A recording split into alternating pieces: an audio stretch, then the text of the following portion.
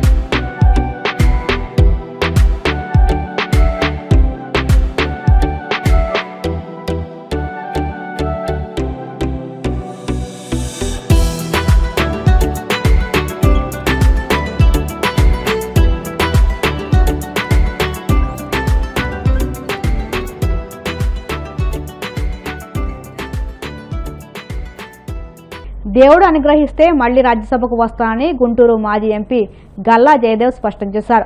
Haryana deputy సీఎంతో కలిసి కాణిపాకం వరసిద్ధి వినాయక స్వామిని ఆయన దర్శించుకున్నారు.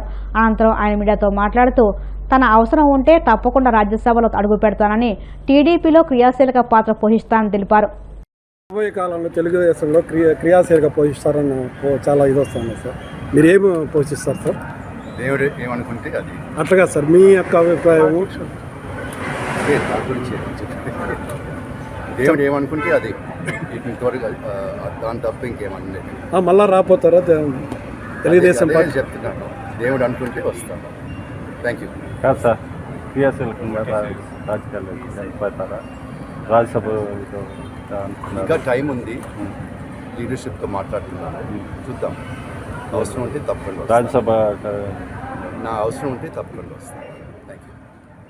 దేశంలో కార్పొరేట్ల అభివృద్ధే దేశ అభివృద్ధిగా మోడీ 11 ఏళ్ల పాలన ఉందని, నిరుద్యోగం, ప్రభుత్వ రంగ సంస్థల ప్రైవేటీకరణ పెరిగిందని సిపిఎం రాష్ట్ర కార్యవర్గ సభ్యులు వి ఉమామహేశ్వరరావు విమర్శించారు. సిపిఎం జిల్లా కమిటీ సమావేశం పశ్చిమ గోదావరి జిల్లా తణుకు అమరవీరుల భవనంలో ఆ పార్టీ జిల్లా కార్యవర్గ సభ్యులు పివి ప్రతాప్ అధ్యక్షత జరిగింది. ఈ సందర్భంగా ఉమామహేశ్వరరావు మాట్లాడుతూ ఒకవైపు ప్రభుత్వ రంగ సంస్థలను ప్రైవేటీకరణ చేస్తూ దేశ సంపదను సంపన్నులకు దోచిపెడుతున్నారని ఆగ్రహం వ్యక్తం చేశారు. మూడవసారి అధికారంలోకి వచ్చాక మతోన్మాద విధానాన్ని మరింత వేగవంతం చేస్తుందని, హిందుత్వం పేరుతో హిందువులను మోసం చేస్తూ మత ఘర్షణలు సృష్టిస్తున్నారని ఆరోపించారు. సిపిఎం రాష్ట్ర కార్యవర్గ సభ్యులు బి బలరాం మాట్లాడుతూ అమెరికా అధ్యక్షుడు డొనాల్డ్ ట్రంప్ దేశంపై వేసిన 25% సుంకాల వలన రాష్ట్రంలో ప్రధాన ఆదాయ వనరుగా ఉన్న ఆక్వా రంగంపై ప్రభావం చూపుతుందని, ట్రంప్ సుంకాలపై ప్రధాని మోదీ స్పందించాలని డిమాండ్ చేశారు.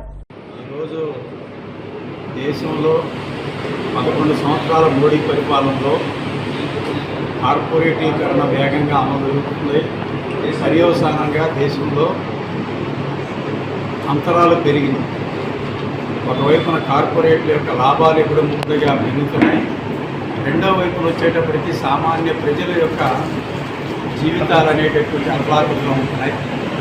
దేశ సంపదని పబ్లిక్ రంగంతో సహా అన్ని రకాలైనటువంటి వాటిని ఈరోజు కార్పొరేట్లకు అప్పచెప్పడం ఏకైక లక్ష్యంగా మోడీ ప్రభుత్వం కొనుక్కుంటుంది. ఇది చాలా దుర్మార్గమైనటువంటి చర్య. ఇది భారతదేశ సార్వభౌమాధికారానికి నష్టం.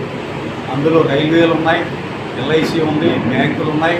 దేశంలో మన రాష్ట్రంలో విశాఖ ఉక్కు ఫ్యాక్టరీ 3 లక్షల కోట్ల రూపాయలు విలువ కలిగింది కూడా ఈరోజు జగనమ్మే కార్యక్రమంలో ఉంది. దీన్నే చంద్రబాబు నాయుడు దాంతోపాటుగా పవన్ కళ్యాణ్ ఇద్దరూ కూడా విశాఖ ఉక్కు ఫ్యాక్టరీని కాపాడుతామని హామీ చెప్పి ఆచరణలో ఈరోజు ఆ ఫ్యాక్టరీని ప్రైవేటీకరణ చేస్తుంటే నోరు మెదపకపోవడం ఈ రాష్ట్ర ప్రయోజనాలకు వచ్చినటువంటి ప్రమాదం.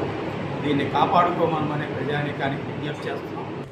అమెరికా అధ్యక్షుడు ట్రంప్ ఎగుమతి పన్నుల్ని 25% పెంచడంతో రైతాంగం మీద వ్యవసాయ రంగం మీద తీవ్రమైనటువంటి ప్రభావం చూపిస్తుంది. మన జిల్లాలో ఉన్నటువంటి ఆక్వా రంగాన్ని ట్రంప్ పన్నుల విధానం తీవ్రంగా దెబ్బతీస్తుంది, రైతాంగాన్ని తీవ్రంగా నష్టపరుస్తుంది. ఒకవైపునేమో నరేంద్ర మోడీ గారు ట్రంప్ మనకి మిత్రుడు, అమెరికా మనకి మిత్రదేశం అని చెబుతున్నారు. ట్రంప్ కూడా భారతదేశం నాకు సన్నిహితమైన దేశం అని చెబుతున్నారు. ఒకరి మాటలు ఒకరు ఇలా ఉంటున్నా పన్నుల పేరుతోటి భారతదేశాన్ని, వ్యవసాయ రంగాన్ని, రైతాంగాన్ని దెబ్బతీసేటువంటి విధానాన్ని, ప్రధానంగా ఆక్వా రంగాన్ని దెబ్బతీసే విధానాన్ని ట్రంప్ పూనుకున్నారు. ఇది చాలా అన్యాయమైనటువంటి విషయం. పన్ను పెంచారనే పేరుతో బడా ఆక్వా కంపెనీలు రైతాంగం నుంచి ఉత్పత్తుల్ని, రొయ్యల ఉత్పత్తుల్ని తక్కువ ధర కొనుగోలు చేసి రైతుల్ని నష్టపరిచేలాగా పూనుకుంటున్నాయి. ఇది మరీ అన్యాయమైనటువంటి విషయం. పన్నుల శాతానికి వ్యతిరేకంగా, ట్రంప్ విధానాలకు వ్యతిరేకంగా, అమెరికా ఒత్తిడికి వ్యతిరేకంగా, మన దేశ ప్రయోజనాలు దెబ్బతీస్తున్న విధానాలకు వ్యతిరేకంగా మోడీ గారు అమెరికా మీద గట్టిగా నిలదీయాలి, ట్రంప్ మీద ఒత్తిడి తీసుకురావాలి.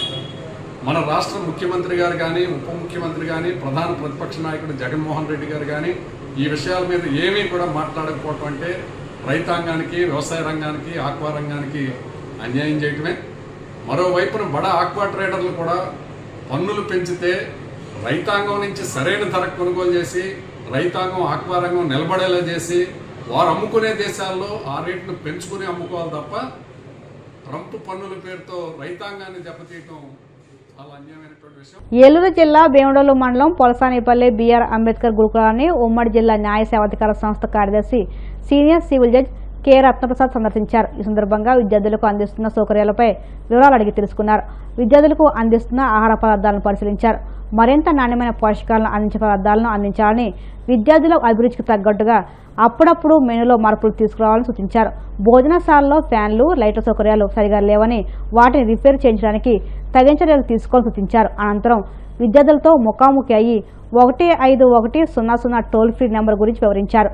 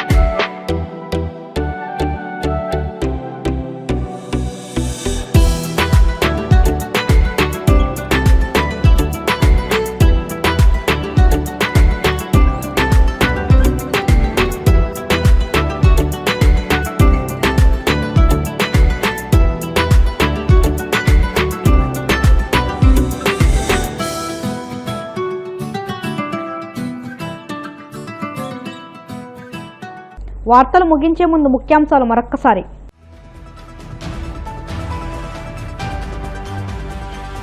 ఆగస్టు 15 నుంచి మహిళలందరికీ ఉచిత బస్సు సౌకర్యాన్ని కల్పిస్తామన్న మంత్రి మండిపల్లి. అంతర్రాష్ట్ర పరిధిలో 0 టికెట్తో ఉచితంగా ప్రయాణించవచ్చని స్పష్టం.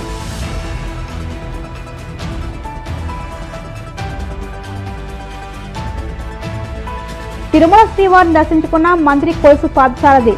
ఆలయ మర్యాదలతో స్వాగతం పలికిన అధికారులు.